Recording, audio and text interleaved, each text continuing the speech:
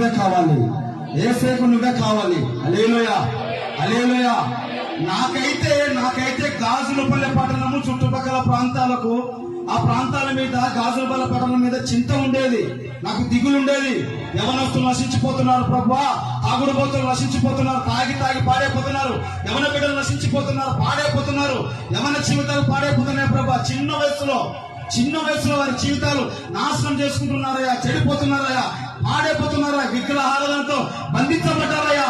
ఈ గాజులపల్లె పట్టణాన్ని, ఈ చుట్టుపక్కల పట్టణాన్ని మార్చగలిగిన వాడు, అంత అభిషేకం కలిగిన దైవజనుని పంపించు ప్రభువా, అలాంటి దైవజనుని పంపించు ప్రభు అని మొర్ర పెడుతూ నేను ఆటోకు వెళ్ళేవాడిని,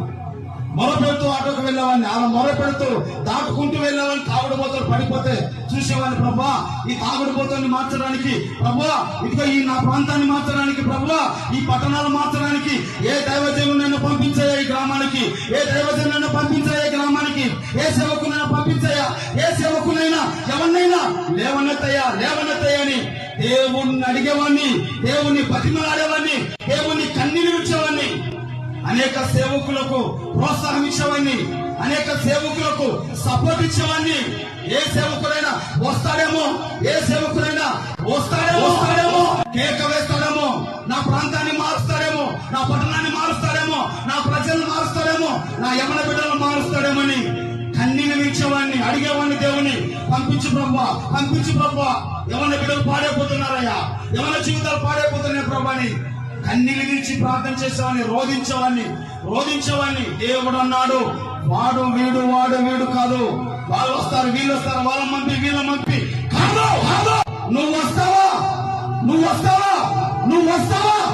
వస్తే నిన్ను నిలబెట్టి నేను వాడుకుంటా. నువ్వు వస్తే నిన్ను నిలబెట్టి ఈ చుట్టుపక్కల ప్రాంతాలని, మా ఆదిలాబాద్ ప్రాంతాన్ని మారుస్తా.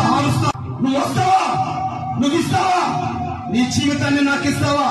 నీ బ్రతుకులు నాకు ఇస్తావా? నీ జీవితాన్ని నా చేతులు పెడతావా? నువ్వు వస్తావా? నా చేతికి అందుబాటులోకి నువ్వు వస్తావా? నీ ద్వారా చుట్టుపక్కల ప్రాంతాలను కదిలిస్తాని ప్రభు నన్ను పిలిస్తే ప్రభా నేను వస్తా. ఏం కావాలి ప్రభా, నేనేం చేయాలి ప్రభా అంటే ప్రభు అన్నాడు, నాకు ఏమీ వద్దు, నాకు నువ్వే కావాలి. నీవే నా చేతి కిందికి వస్తావా? నీవే నా సన్నిధికి వస్తావా? నీవే నా గదిలోకి వస్తావా?